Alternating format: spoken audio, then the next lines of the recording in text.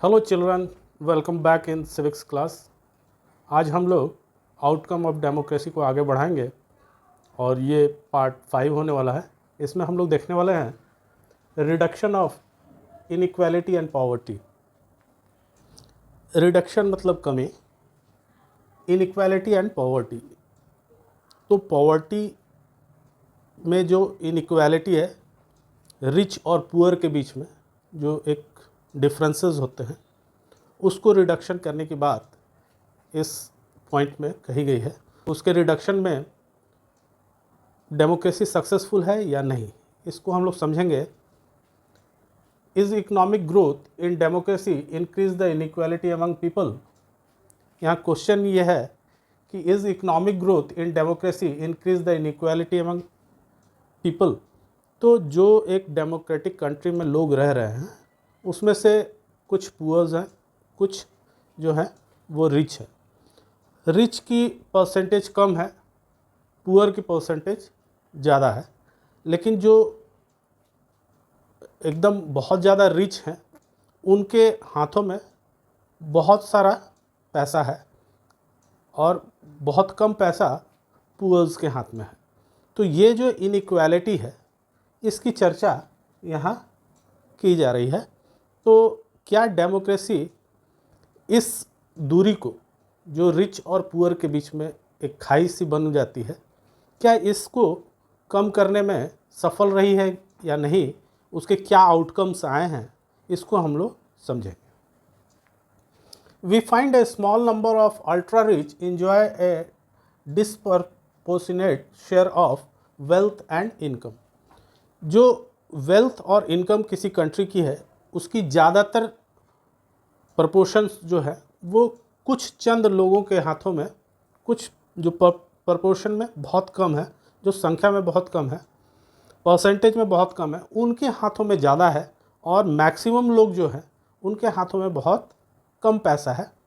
ऐसा हम लोगों ने देखा है कि किसी भी कंट्री में, जो एक डेमोक्रेटिक कंट्री है, वहाँ ये चीज़ें देखने को मिलती हैं कि जो रिच है वो बहुत ज़्यादा रिच है और जो पुअर है वो बहुत ज़्यादा पुअर है। रिच के हाथ में मैक्सिमम वेल्थ जो है वो उनके हाथों में है और बहुत थोड़े पैसे जो हैं वो पुअर सेक्शंस के बीच में देखने को मिलता है। Those at the bottom of the society, जो पुअर हैं, जो एकदम बॉटम में है सोसाइटी के, have a little to depend upon. उनके पास यहाँ तक के पैसे नहीं हैं कि वो अपने साधारण सी ज़िंदगी को व्यतीत कर पाए।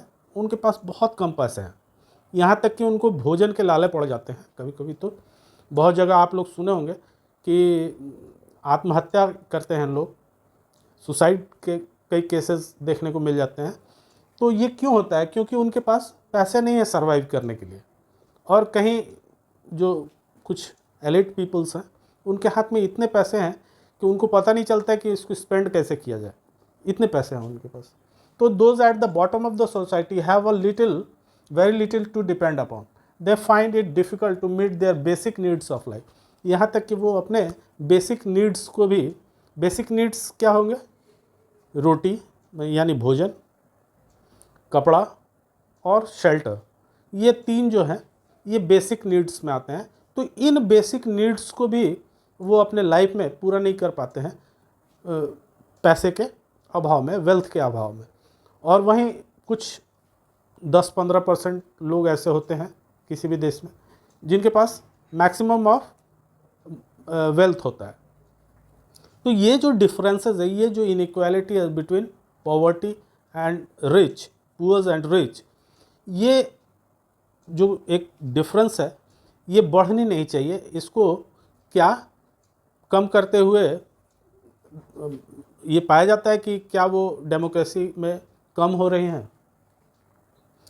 Democracy do not appear to be very successful. यहाँ पर हम लोग ये पाते हैं कि एक डेमोक्रेटिक कंट्री में वो बिल्कुल भी सक्सेसफुल कहीं से हम लोगों को दिखाई नहीं देती है कि ये जो खाई है अमीरों के बीच में और गरीबों के बीच में, इसको कम किया जा सके।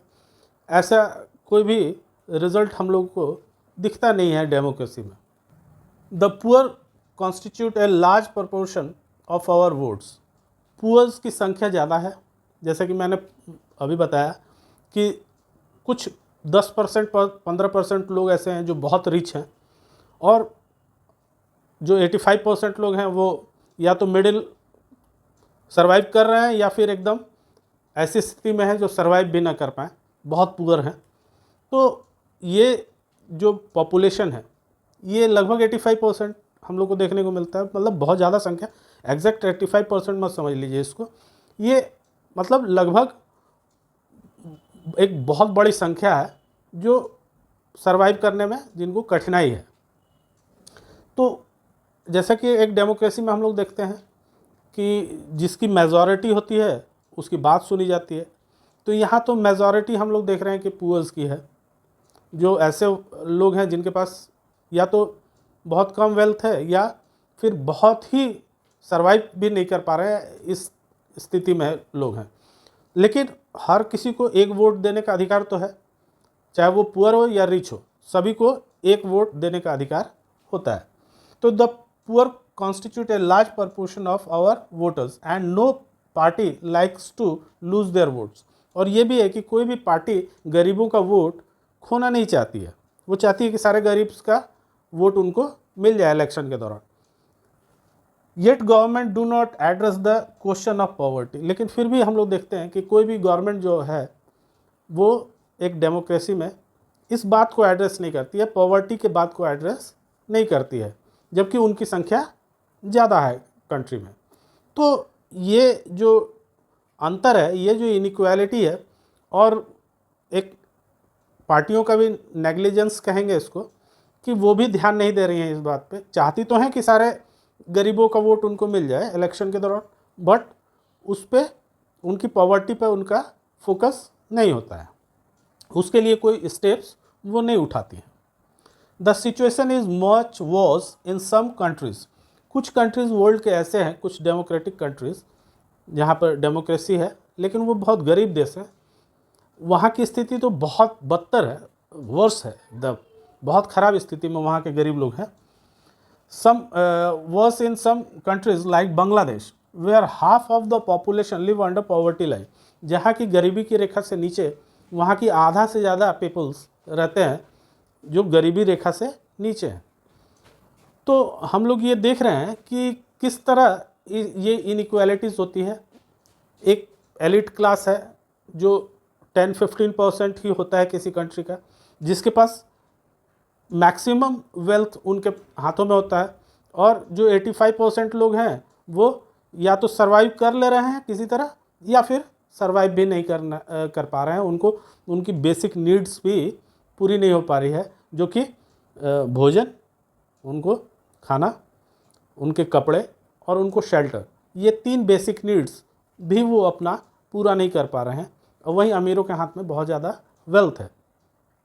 और कुछ कंट्रियों को, जैसे कि हम लोग ने एग्जाम्पल में देखा बांग्लादेश की चर्चा, कि बांग्लादेश एक डेमोक्रेसी है लेकिन वहाँ पर जो है 50% पॉपुलेशन जो है वो पॉवर्टी लाइन के नीचे है। तो ये जो इनइक्वालिटी है पॉवर्टी की, रिच और रिच होते जा रहे हैं, पुअर्स और पुअर होते जा रहे हैं, ये चीज़ें डेमोक्रेसी में नहीं होनी चाहिए। और यहाँ पर डेमोक्रेसी के आउटकम्स सही नज़र नहीं आते हैं, डेमोक्रेसी इसको दूर करने में बिल्कुल ही असफल रही है। और ये डेमोक्रेसी के एक आलोचनाओं में से बहुत महत्वपूर्ण आलोचना है कि डेमोक्रेसी इस मुद्दे पे बहुत ही साइलेंट है, खुलकर सामने नहीं आ पा रही है। जबकि हम लोगों को उम्मीद करनी चाहिए कि जब एक डेमोक्रेसी है और मैक्सिमम पीपल्स जो हैं वो या तो मिडिल में है या फिर बहुत पुअर हैं, तो उनकी संख्या ज़्यादा है, फिर भी उनको एड्रेस नहीं कर रही हैं गवर्नमेंट्स। चाहती तो हैं कि वोट मिल जाए, बट उनको सही ढंग से उनके लिए कोई सॉल्यूशन लेकर के नहीं आ रही हैं। तो अंत में हम लोग कंक्लूजन पे पहुंचते हैं कि we expect democracy to reduce economic disparities more than development. उसको एक गवर्नमेंट को एक डेमोक्रेटिक कंट्री में ये चाहिए कि वो जो डिस्पार्टीज़ है, जो इनइक्वालिटीज़ हैं, उनको रिड्यूस करने का काम करे, और इनको जो पुअर्स हैं उनके लाइफ स्टाइल को थोड़ा डेवलप करें, उनके हाथों में भी वेल्थ आए ताकि वो एक अच्छी ज़िंदगी जी सके, और तभी पर कैपिटल इनकम भी बढ़ेगा, देश की जीडीपी बढ़ेगी, हर चीज़ होगा, ग्रोथ भी होगा। तो कहीं ना कहीं वो सारी चीज़ें डेवलपमेंट के साथ भी जुड़ी हुई हैं। जब लोग डेवलप करेंगे तो कंट्री डेवलप करेगा। तो ऐसा नहीं है कि केवल इकोनॉमिक ग्रोथ ही देखा जाए, उनके कल्याण की भावना भी गवर्नमेंट के अंदर होनी चाहिए। उनके वेलफेयर के लिए भी कुछ ऐसी स्कीम्स आनी चाहिए जो उनको अच्छा जीवन मिल सके। तो बच्चों, ये इस पॉइंट पे तो हम लोग देख रहे हैं कि डेमोक्रेसी फेल्योर नज़र आ रही है। तो ये एक अच्छा आउटकम नज़र नहीं आ रहा है, और हम पा रहे हैं कि यहाँ पे रिच होते जा रहे हैं और पुअर होते जा रहे हैं, और इनके बीच में डिस्पार्टीज़, इनइक्वालिटी बढ़ती जा रही है।